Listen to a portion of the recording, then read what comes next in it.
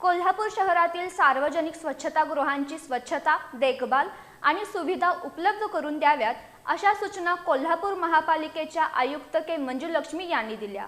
त्यांनी शहरातील विविध ठिकाणच्या स्वच्छतागृहांची पाहणी आणि तपासणी करून अधिकाऱ्यांना निर्देश दिले। कोल्हापूर शहरातील स्वच्छतागृहांची अवस्था अत्यंत दयनीय झाली आहे। या पार्श्वभूमीवर कोल्हापूर महापालिकेच्या आयुक्त के मंजुलक्ष्मी यांनी या स्वच्छतागृहांची पाहणी करून तपासणी केली। छत्रपती ताराराणी चौक परिसर, मध्यवर्ती बसस्थानक परिसर, मध्यवर्ती बसस्थानकाजवळील अवनी संस्थेचे महिला स्वच्छतागृह, राजारामपुरीतील बाईचा पुतळा परिसर, कॉमर्स कॉलेजजवळील दत्त मंदिर, भाजी मंडई तसंच रेणुका मंदिर परिसर, मंगळवार पेठ परिसरातील सार्वजनिक स्वच्छतागृह या ठिकाणी त्यांनी प्रत्यक्ष पाहणी केली। या पाहणी दरम्यान आयुक्त के मंजुलक्ष्मी यांनी स्वच्छता, पाणी पुरवठा, प्रकाश व्यवस्था तसंच नागरिकांना उपलब्ध असलेल्या इतर सुविधा उपलब्ध करून द्याव्यात अशा सूचना संबंधित अधिकाऱ्यांना दिल्या।